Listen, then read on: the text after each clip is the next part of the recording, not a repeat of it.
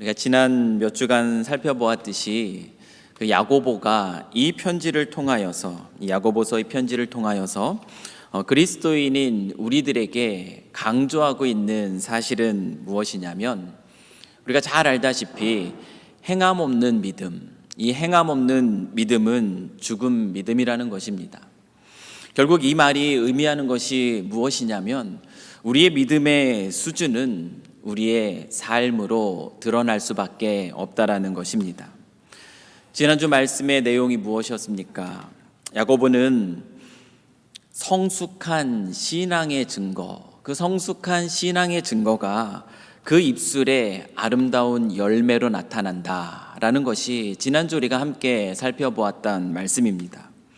야고보는요, 한 입으로 찬송과 저주가 같이 나오는 것이 그리스도인들에게는 합당하지 않다라고 말하면서 자신의 마음을 더럽히고 또 자신의 삶을 망가뜨리며 또한 공동체를 무너뜨릴 수 있는 그 언어 사용에 있어서 주의할 것을 가르쳤습니다. 예수님께서 마태복음 12장 34절 말씀에서 마음에 가득한 것이 입으로 나온다라고 말씀하시는 것을 우리가 기억한다면, 결국 입술의 말을 제어한다라는 것은요, 우리의 마음을 다스린다라는 것과 같습니다. 어떻습니까? 지난 한 주간 마음을 잘 다스리시면서 아름다운 선한 입술의 열매를 맺으면서 살아오셨습니까?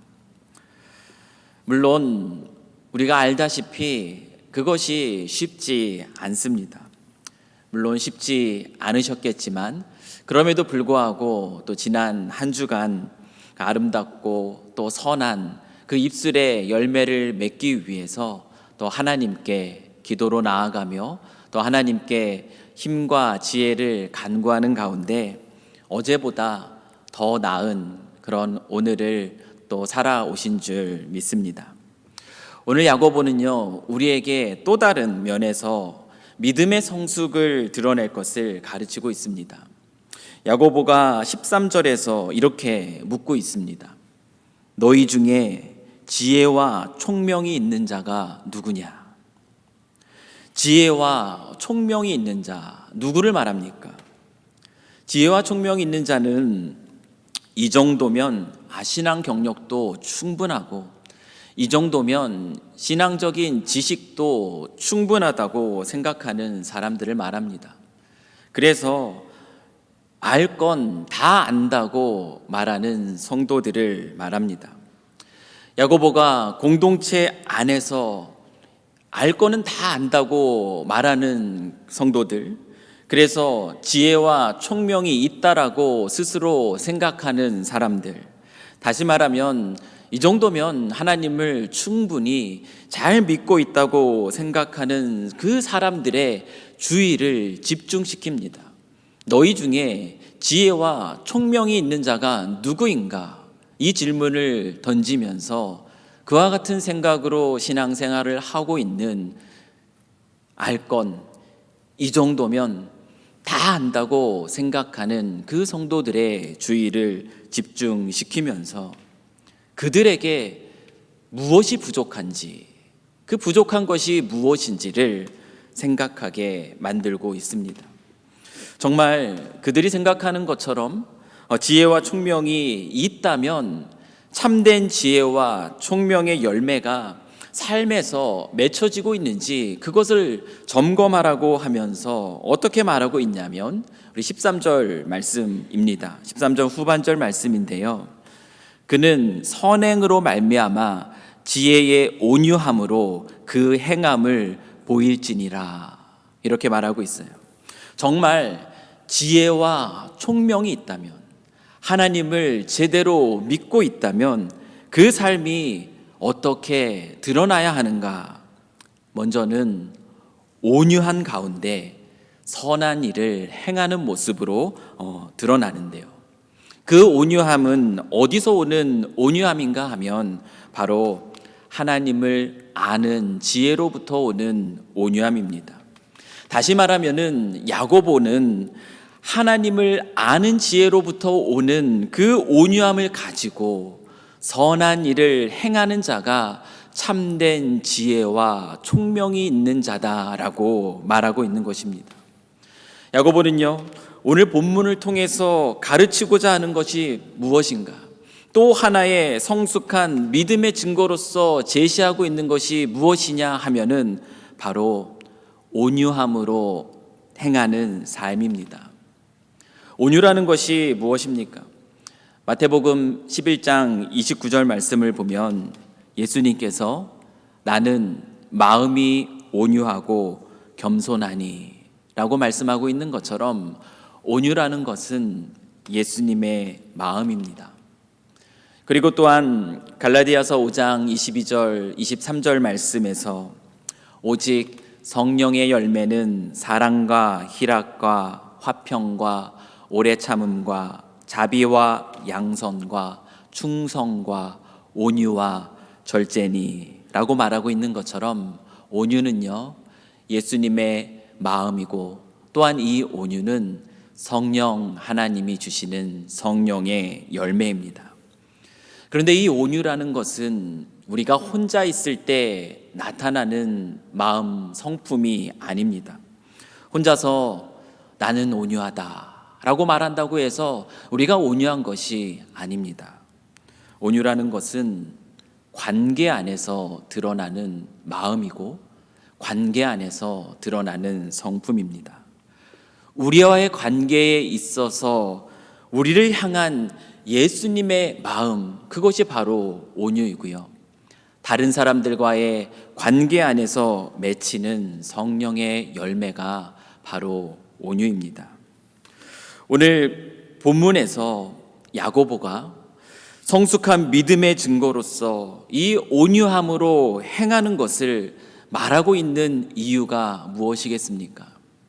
그 이유는 바로 그 초대교회 공동체 안에 다른 지체들과의 관계에 있어서 미성숙한 문제가 일어나고 있었기 때문입니다. 누구에게서 이와 같은 미성숙의 문제가 드러나는가? 교회에 처음 온 사람들입니까?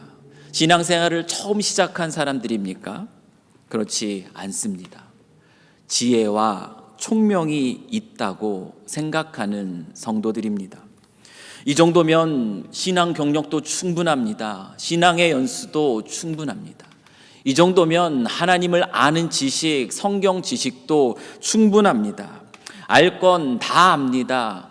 하나님 잘 묻고 있습니다 라고 생각하는 성도들 가운데 미성숙의 문제가 나타나고 있었기 때문입니다.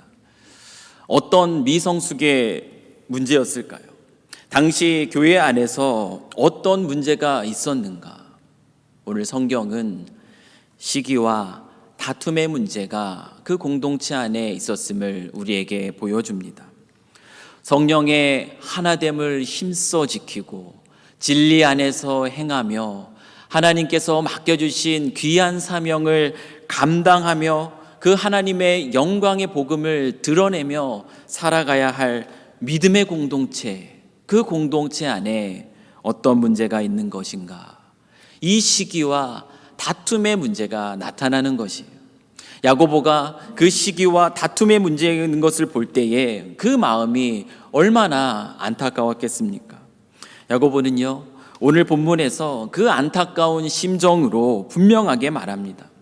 만약에 그 마음에 독한 시기와 다툼이 있다면 아무리 신앙의 연수가 오래되었고 신앙의 경력이 풍부하고 신앙적 지식이 충분하다 할지라도 그와 같은 것들은 전혀 자랑할 것이 못 된다라고 야고보가 말합니다. 14절 말씀을 한번 보실까요? 그러나 너의 마음속에 독한 시기와 다툼이 있으면 자랑하지 말라. 진리를 거슬러 거짓말하지 말라. 야고보가 말하고 있는 것처럼 시기와 다툼은 하나님의 뜻과는 거리가 먼 것입니다. 그래서 진리를 거스르는 것이고요.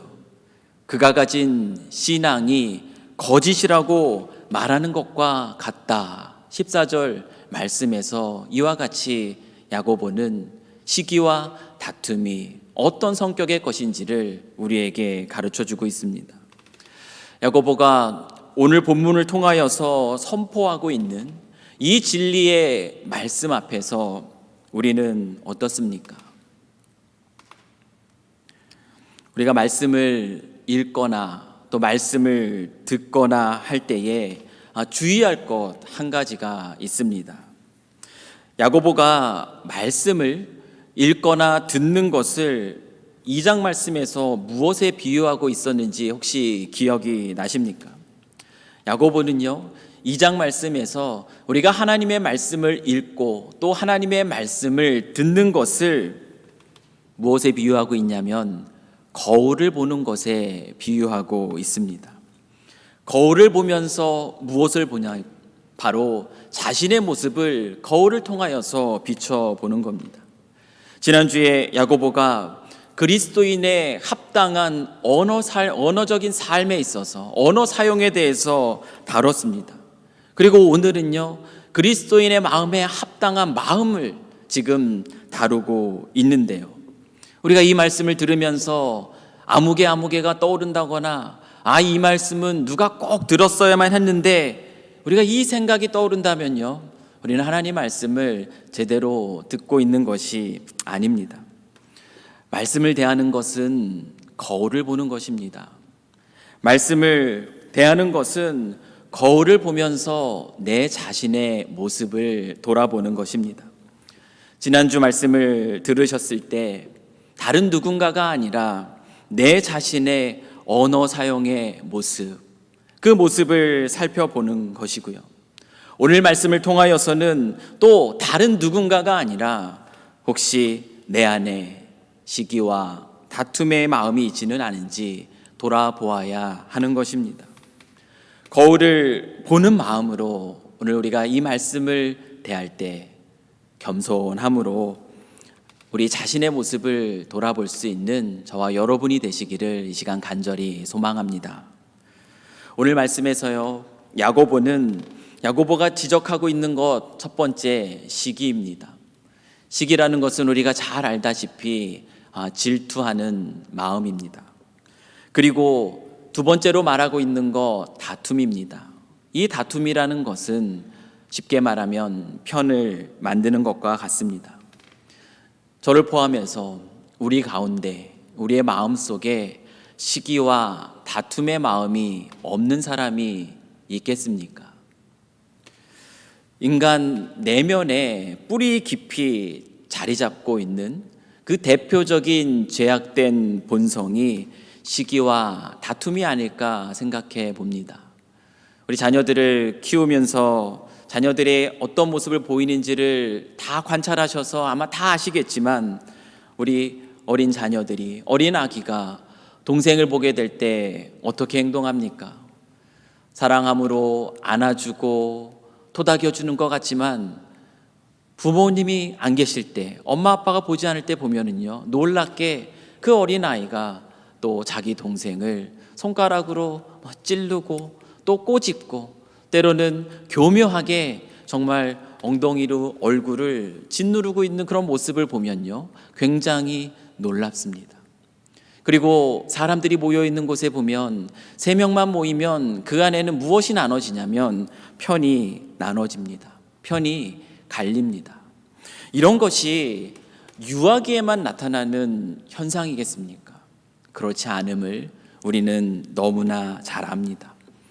이와 같은 시기와 다툼이 있는 곳, 시기와 다툼이 있는 곳에는 어떤 결과가 나타납니까?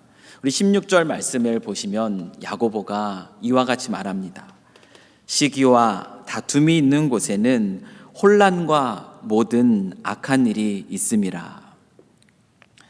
내면 깊이, 우리의 내면 깊은 곳에서 그 솟아 나오는 그 시기와 다툼의 마음, 그 마음을 우리가 잠시라도 그냥 내버려 두면, 그 마음이 우리를 지배하도록 내버려 두면 결국 일어나는 것이 무엇이라고 얘기하고 있냐면 혼란이라고 얘기합니다.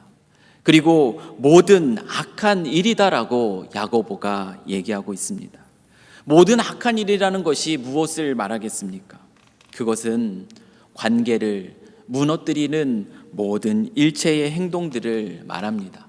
결국은 시기와 다툼이라는 것은요, 믿음의 공동체를 위기에 빠뜨리는 것입니다.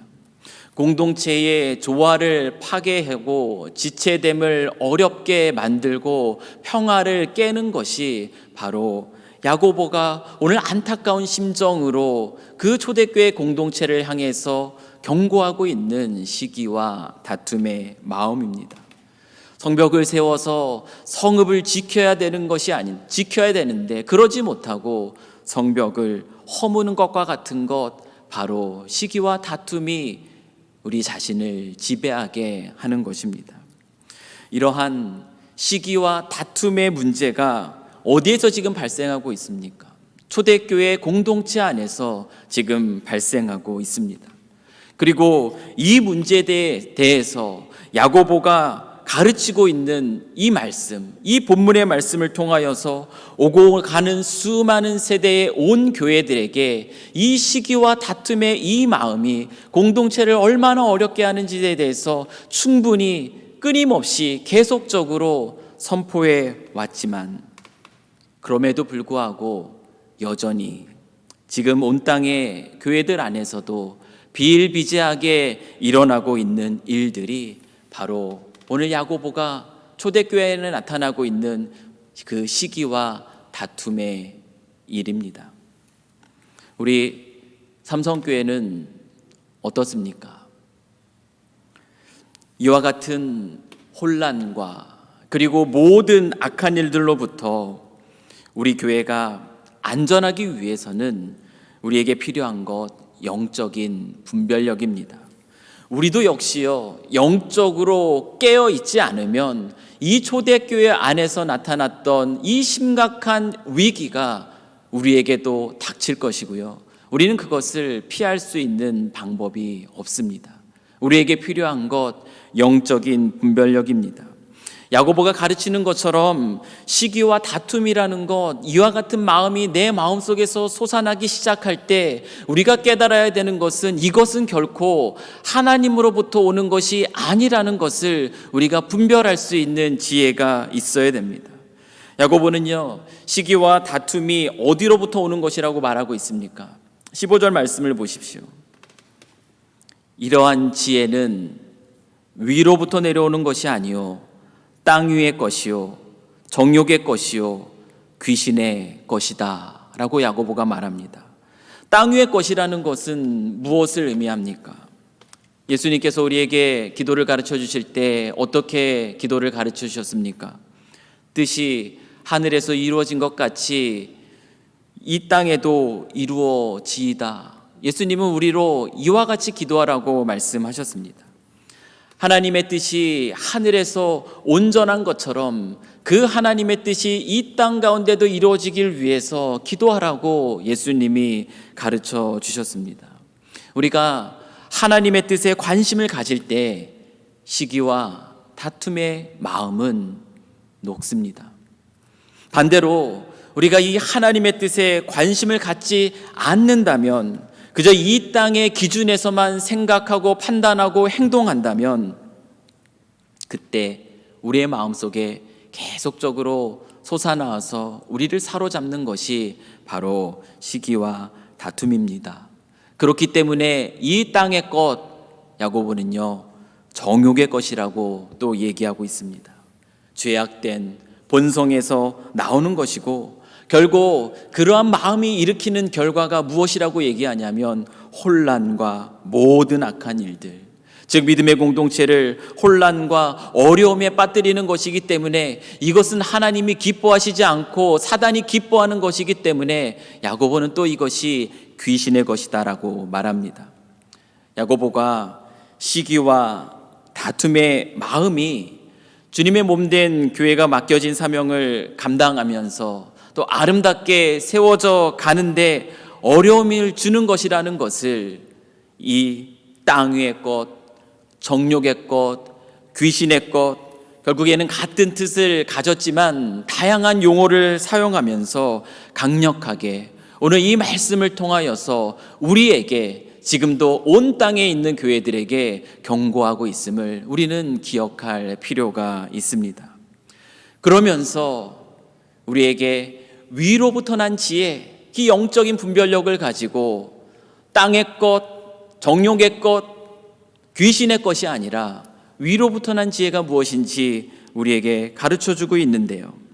신학의 성숙의 열매를 맺게 하는 그 위로부터 난 지혜, 그 지혜가 무엇이라고 설명하고 있냐면 우리 17절 말씀인데요. 한번 같이 읽겠습니다. 시작.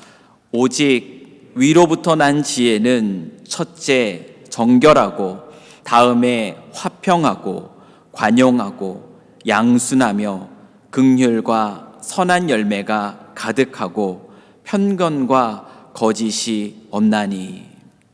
우리가 잘 알다시피 잠언 9장 10절에서 말하고 있는 것처럼 여호와를 경외하는 것이 지혜의 근본이고 거룩한 자를 아는 것이 명철입니다.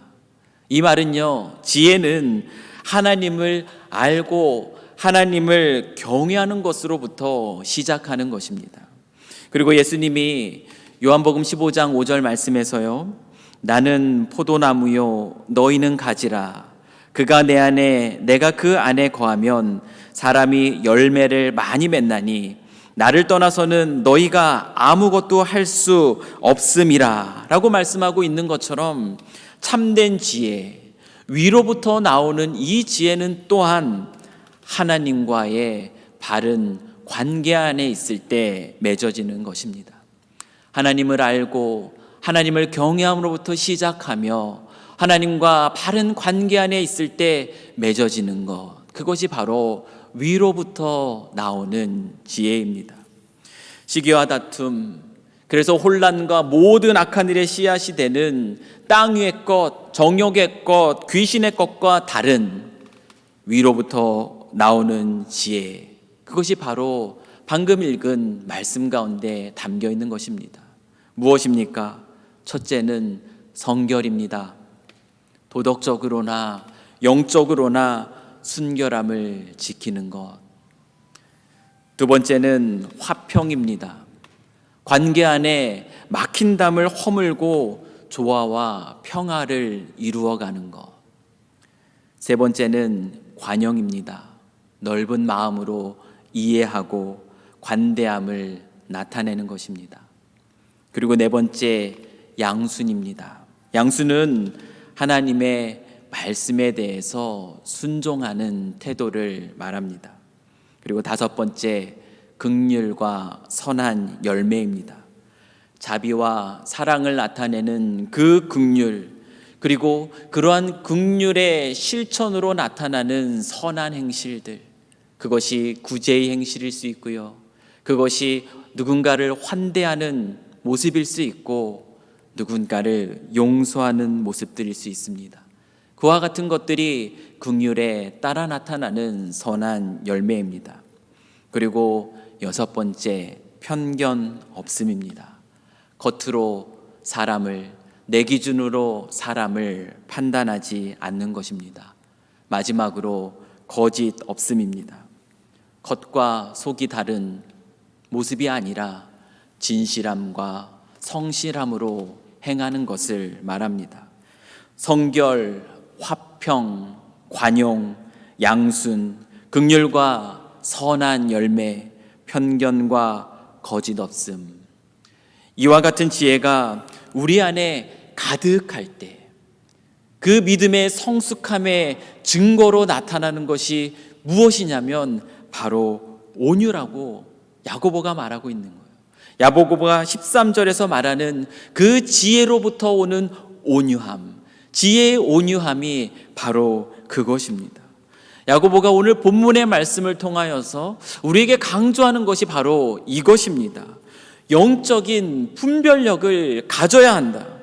무엇이 거짓된 것인지, 무엇이 하나님으로부터 나오는, 위로부터 나오는 지혜인지를 분별하여서 하나님을 아는 참된 지혜로부터 나오는 그 온유함을 가지고 선한 일을 행하는 자가 되라. 그것이 믿음의 공동체에 필요한 것이다. 야고보가 힘주어서 오늘 이 본문의 말씀을 통하여서 우리에게 강조하고 있습니다. 이러한 지혜로부터 나오는 그 온유함 가운데 행하는 선한 일의 대표적인 것, 그것을 무엇이라고 오늘 야고보가 우리에게 가르쳐주고 있는가?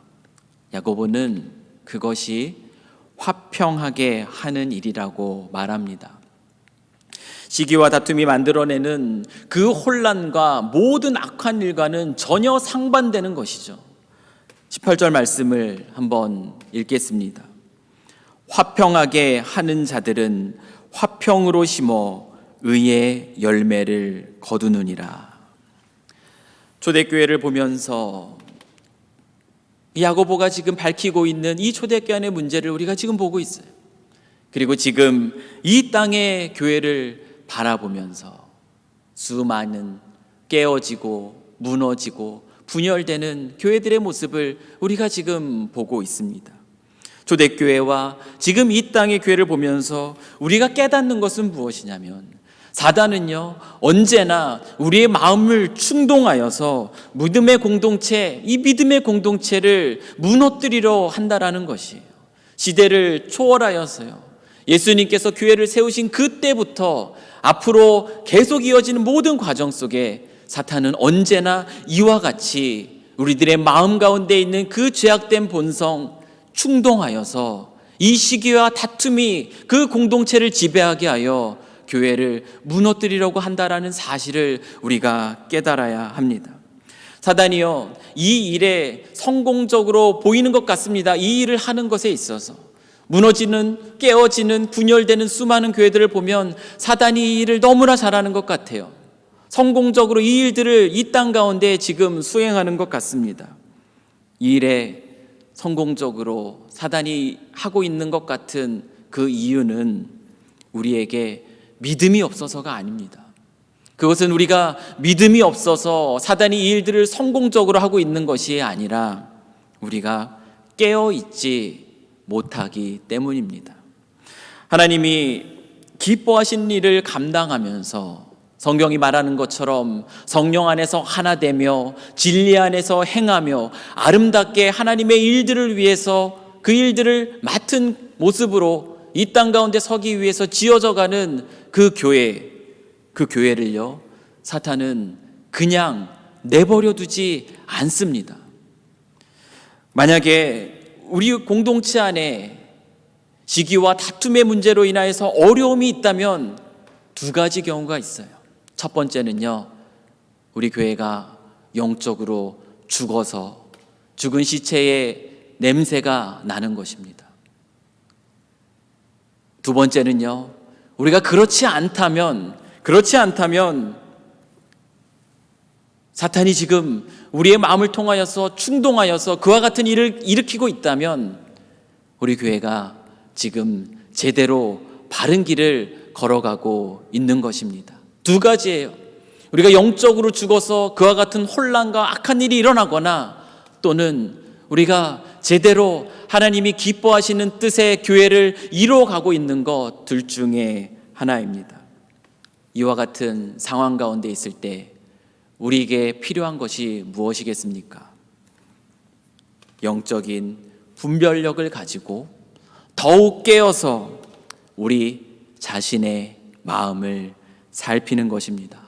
그리고 우리가 있는 그 자리에서 무엇을 이루어가는 거냐면 위로부터 난 지혜로 나오는 그 온유함을 가지고 화평함을 이루어 가는데 힘써야 하는 것, 그것이 우리가 영적으로 깨어있는 자가, 지혜와 총명이 있다고 생각하는 자가 마땅히 공동체 안에서 드러내야 할 모습입니다. 그것이 주님의 몸된 교회, 우리 삼성교회를 지키는 방법이고요, 결국 이 악한 세대 속에서 우리 자신의 신앙을 지키는 방법입니다. 화평을 이루는 것 어떤 일입니까? 에베소서 2장 14절 말씀을 보면 이렇게 바울이 얘기합니다. 그는 예수님이죠. 그는 우리의 화평이신지라 둘로 하나를 만드사 원수된 것 곧 중간에 막힌 담을 자기 육체로 허시고. 이 말씀이 가르치고 있는 것처럼 예수님이 우리를 구원해 주시기 위해서 목숨을 내어놓고 하신 일이 무엇이냐면 바로 화평하게 하는 일입니다. 히브리서 12장 14절 말씀을 보면요, 히브리 저자가 이렇게 말합니다. 모든 사람과 더불어 화평함과 거룩함을 따르라. 그렇게 노력하라고 말씀하고 있는 거예요. 힘쓰라고 이야기합니다. 왜요? 이것이 없이는 아무도 주를 보지 못하리라. 화평하게 하는 것은 이 말씀이 가르치고 있는 것처럼 하나님을 보는 일이에요.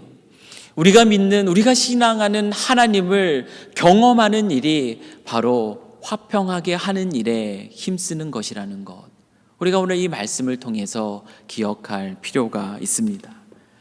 성 프란치스코라는 13세기의 또 위대한 수도승이 있습니다. 그가 쓴 기도문 중에 평화의 기도라는 기도문이 있는데요, 그 기도문을 제가 잠깐 읽어드리겠습니다. 주님, 저를 당신의 도구로 써주소서. 미움이 있는 곳에 사랑을, 다툼이 있는 곳에 용서를, 분열이 있는 곳에 일치를, 의욕이 있는 곳에 신앙을, 그릇됨이 있는 곳에 진리를, 절망이 있는 곳에 희망을, 어두움에 빛을, 슬픔이 있는 곳에 기쁨을 가져오는 자가 되게 하소서. 위로받기보다는 위로하고, 이해받기보다는 이해하며, 사랑받기보다는 사랑하게 하여 주소서. 평화의 기도라는 오래전 우리의 믿음의 스승이었던 한 분이 깊이 있게 하나님을 묵상하는 가운데 하나님이 주시는 지혜 가운데 우리에게 들려주는 말씀입니다. 지혜의 온유함으로 화평하게 하는 주님의 일에 참여하는 자, 바로 저와 여러분이 되기를 이 시간 간절히 소망합니다. 화평하게 하는 그 일 가운데 있으면서 정말 관계 안에서 그 온유함을 나타내는 가운데 눈으로 하나님을 보는 축복, 그 하나님을 경험하는 은혜가 저와 여러분의 삶 속에 가득하기를 이 시간 간절히 축원하고요. 그래서 우리 삼성교회가 이 땅 가운데 이 야고보의 이 귀한 가르침을 깊이 있게 마음속에 새겨서 시기와 다툼 속에 무너지고 깨어지고 분열하는 공동체가 아니라 이 세대 속에서 하나님의 귀한 일들을 아름답게 순종해 가는 그러한 귀한 공동체로 세워질 수 있도록 우리가 함께 마음 모아 기도하며 힘쓸 수 있기를 이 시간 간절히 소망합니다. 우리 같이 한번 기도하시겠습니다.